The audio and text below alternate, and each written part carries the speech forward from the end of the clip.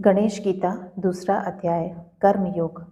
वरेण्य ने कहा, हे भगवान, आपने ज्ञान निष्ठा और कर्म निष्ठा दोनों का वर्णन किया। आप दोनों में से एक निश्चय करके जो कल्याणदायक हो उसे कहिए। गजानन बोले, हे प्रिय, इस चराचर जगत में मेरे द्वारा पहले वर्णित दो प्रकार की स्थिति है। सांख्य शास्त्र जानने वालों की ज्ञान योग से और कर्म के अधिकारी जनों की कर्म योग से शुद्धि होती है। कर्म में आसक्त जन कर्मों के आरंभ न करने से निष्क्रिय हो जाते हैं। हे राजन, केवल कर्मों के ही त्याग देने से सिद्धि नहीं होती। किसी दशा में क्षण मात्र भी कर्म बिना किए कोई नहीं रह सकता। प्रकृति के स्वाभाविक तीनों गुण सबको ही अवश्य करके कर्म कराते हैं। जो कर्म करने वाला इंद्रियों को रोककर मन ही मन में इंद्रियों के विषयों का स्मरण करता है, उस इंद्रिय लोलुप दुरात्मा को तुच्छ आचार वाला कहा जाता है। हे राजन, जो मन से इंद्रियों का संयम करके कर्म इंद्रियों से निष्काम कर्म योग का अनुष्ठान करता है, वही श्रेष्ठ पुरुष है। कर्म न करने से तो फल की कामना करके भी कर्म करना श्रेष्ठ है, कारण कि सब कर्मों का त्याग करने से तो शरीर की यात्रा भी नहीं हो सकती। जो प्राणी कर्मों का फल मुझ में समर्पण नहीं करते, वे बंधन में पड़ते हैं। इस कारण से निष्काम कर्म का अनुष्ठान करते हुए निरंतर मुझे अर्पण करके कर्म बंधन का नाश करना चाहिए। जो कर्म मेरे निमित्त किए जाते हैं, वे कहीं और कभी बंधन के कारण नहीं होते, किंतु जो वासना पूर्वक किए गए कर्म हैं, वे ही बलात् प्राणी को बांधते हैं। पूर्व काल में मैंने यज्ञ रूप नित्य कर्म के साथ साथ मनुष्यों के वर्णों को रचकर कहा, हे मनुष्यों, तुम यज्ञ से वृद्धि को प्राप्त हो। यह शिक्षा कल्प वृक्ष के समान तुम्हारी इष्ट सिद्धि को देने वाली हो। तुम देवताओं को अन्न से तृप्त करो, देवता तुमको वर्षा आदि से प्रसन्न करें। इस प्रकार परस्पर वृद्धि करते हुए तुम और देवता सब श्रेष्ठ स्थानों को प्राप्त हो। देवता प्रसन्न होकर तुम्हारे मनोवांछित मनोरथों को पूर्ण करेंगे। उन देवताओं के दिए पदार्थों से उनकी आराधना किए बिना जो भोग भोगता है, वह चोर है। जो देवाराधन रूप यज्ञ करके अवशिष्ट अन्न का भोजन करते हैं, वे सब पापों से मुक्त होते हैं, और जो अपने निमित्त ही भोजन बनाते हैं, वे पापी मानो पाप का ही भोजन करते हैं। अन्न से ही प्राणी उत्पन्न होते हैं। अन्न वर्षा से उत्पन्न होता है, वर्षा यज्ञ से उत्पन्न होती है, और कर्म से यज्ञ की उत्पत्ति होती है। कर्म ब्रह्मा से उत्पन्न होता है, और ब्रह्मा मुझसे उत्पन्न होते हैं। इस कारण हे राजन, आप इस यज्ञ में और विश्व में स्थित मुझे ही जानिए। इस आवागमन रूपी संसार चक्र से बुद्धिमानों को पार जाना उचित है। हे राजन, जो अधम प्राणी है, वह इसमें इंद्रियों की क्रीड़ा से सुख मानता है। जो अंतरात्मा में प्रीति करने वाला है, वही आत्माराम और सबका प्यारा है। जो प्राणी आत्मतृप्त है, उसे किसी बात की इच्छा नहीं रहती।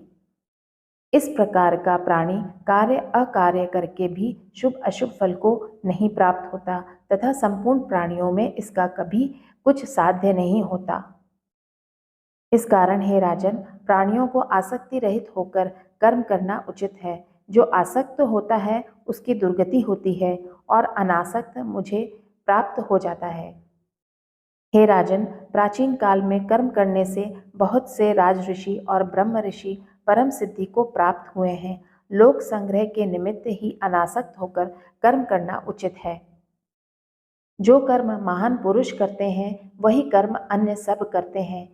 वह जिसको प्रमाण मानते हैं, दूसरे भी उसी को मानते हैं। हे राजन, मुझे कोई वस्तु स्वर्ग आदि में भी दुर्लभ नहीं है, और मैं कर्म करके किसी अप्राप्त वस्तु को प्राप्त करने की इच्छा नहीं करता, फिर भी मैं कर्म करता हूँ। और हे महामते, यदि मैं आलसी तथा स्वच्छंद होकर कर्म न करूं, तो सभी वर्ण कर्म छोड़कर केवल मेरा अनुगमन करने लगेंगे। तब मेरा ऐसा करने से सब वर्ण आचार भ्रष्ट होकर नष्ट हो जाएंगे। इससे इस संसार का नाश करने वाला और वर्ण संकर को उत्पन्न करने वाला भी मैं ही होऊंगा। जिस प्रकार से कामना वाले अज्ञान से सदा कर्म करते रहते हैं, इसी प्रकार विद्वान को उचित है कि लोक संग्रह के निमित्त आसक्ति रहित होकर वह कर्म करता रहे। अज्ञान से कर्म करने वालों की भेद बुद्धि का त्याग करके तथा योग युक्त होकर कर्म करता हुआ वे सब कर्म मुझे अर्पण कर दे। हे राजन, अविद्या और गुणों के वशीभूत हुआ निरंतर कर्म करने में लगा हुआ व्यक्ति अहंकार से मूढ़ होकर अपने को कर्ता बताता है। जो कोई आत्मज्ञ सत्वादिक गुण तथा उनके कर्मों के विभाग को इस प्रकार जानते हैं कि इंद्रियां अपने विषयों में वर्तमान हैं, तो वे ऐसा जानकर कर्म में लिप्त नहीं होते। सत, रज, तम इन तीनों गुणों से मोहित हुए प्राणी फल की इच्छा से कर्म करते हैं। उन अविश्वासी और आत्मद्रोहियों को सर्वज्ञ पुरुष कर्म मार्ग से चलायमान न करें। इस प्रकार पंडित को उचित है कि मुझ में ही नित्य नैमित्तिक कर्म को अर्पण कर दे, तो वह अहम और ममता बुद्धि का त्याग करके परम गति को प्राप्त हो जाएगा। ईर्ष्या न करने वाले जो भक्तिमान पुरुष मेरे कहे हुए इस शुभ मार्ग का अनुष्ठान करते हैं, वे सब कर्मों से मुक्त हो जाते हैं। जो अज्ञान से चित्त के नष्ट होने के कारण इस मार्ग का अनुष्ठान नहीं करते हैं, उन ईर्ष्यालु मूर्ख और नष्ट बुद्धियों को मेरा शत्रु जानो। जब ज्ञानवान भी अपने स्वभाव के अनुसार चेष्टा करता है और उसी स्वभाव का अनुगमन करता है, तो स्वभाव को ग्रहण न करना व्यर्थ है। कर्मेंद्रियां और ज्ञानेंद्रियों के विषयों में काम और क्रोध उत्पन्न होते हैं। इनके वश में नहीं होना चाहिए, कारण कि यही प्राणी के शत्रु रूप हैं। अपना धर्म यदि गुण रहित हो तो भी अच्छा है और दूसरे का धर्म गुणयुक्त होने से भी भला नहीं है। अपने धर्म में मरना भी परलोक में कल्याणकारी है, परंतु दूसरे का श्रेष्ठ धर्म भी भय प्रदान कराता है। वरेण्य ने कहा, हे गणेश जी, प्राणी जो पाप करता है वह किसके द्वारा प्रेरित होता है? इच्छा नहीं करते हुए भी बलात् किससे प्रेरित होता हुआ वह पाप आचरण करता है? गणेश जी बोले, रजोगुण और तमोगुण से उत्पन्न हुए ये काम और क्रोध ही दो महापापी हैं। ये लोगों को अपने वश में करते हैं। इन्हीं दोनों को तुम महान शत्रु जानो। जिस प्रकार माया जगत को ढकती है, जैसे भाप जल को और जैसे वर्षा काल का मेघ सूर्य को ढक लेता है, इसी प्रकार काम ने सबको ढक लिया है। महाबली, सदैव द्वेष करने वाले और कभी पूरा न हो सकने वाले इस इच्छारूप काम ने ही बुद्धिमानों के ज्ञान को भी ढक रखा है। यह काम बुद्धि, मन तथा इंद्रियों के आश्रित होकर रहता है। उन्हीं से ज्ञान को आच्छादित करके यह ज्ञानियों को भी मोहित करता है।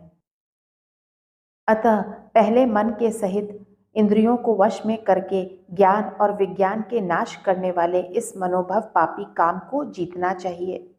इस प्रकार बुद्धि से आत्मा को जानकर, बुद्धि से ही मन को स्थिर करके काम रूपी शत्रु को मारकर परम पद को प्राप्त करना चाहिए। श्री गणेश पुराणे गजानन वरेण्य संवादे गणेश गीतायाम कर्म योगे नामः द्वितीय अध्याय। यहाँ पे दूसरा अध्याय पूरा होता है। ओम श्री गणेशाय नमः।